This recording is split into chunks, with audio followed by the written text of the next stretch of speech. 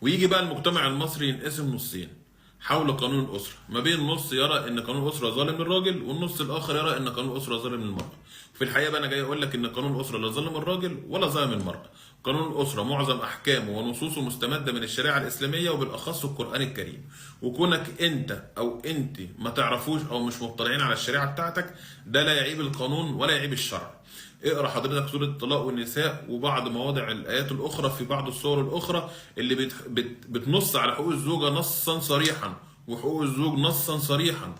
ومن ضمن الحقوق ديت او من ضمن الحاجات اللي شرعها ربنا في القران الطلاق، لان في ناس تقول لك ايه محكمه الاسره هي السبب في طلاق لا يا حبيبي، مش محكمه الاسره السبب، ده ربنا شرع الطلاق.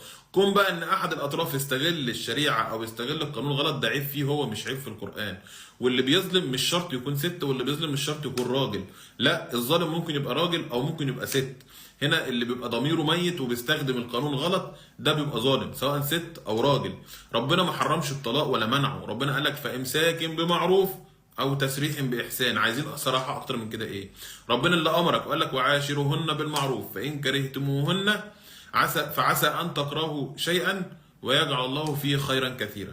ربنا بيقول لك عاشرهن بالمعروف. عارف يعني المعروف؟ المعروف دوت ان انت تديها من اول مهرها لحد نفقاتها، المهر ونفقه وانفاق وحسن معامله، وما تعملهاش بغلظه وحاجات كتيره قوي ربنا امرك بيها. لو انت ما نفذتهاش يبقى هنا الطلاق وجب. ربنا ما تجيش بقى تقول لي ده اخذت الشقه، ده اخذت البلاط، ده اخذت العفش. على فكره ربنا شرع في القران نفسه لحد ان هو انت تديها اجر رضاعه، ولو ما اديتهاش اجر رضاعه تجيب لها مرضعه. كل حاجه مذكوره في القران، اقرا وانت ترتاح.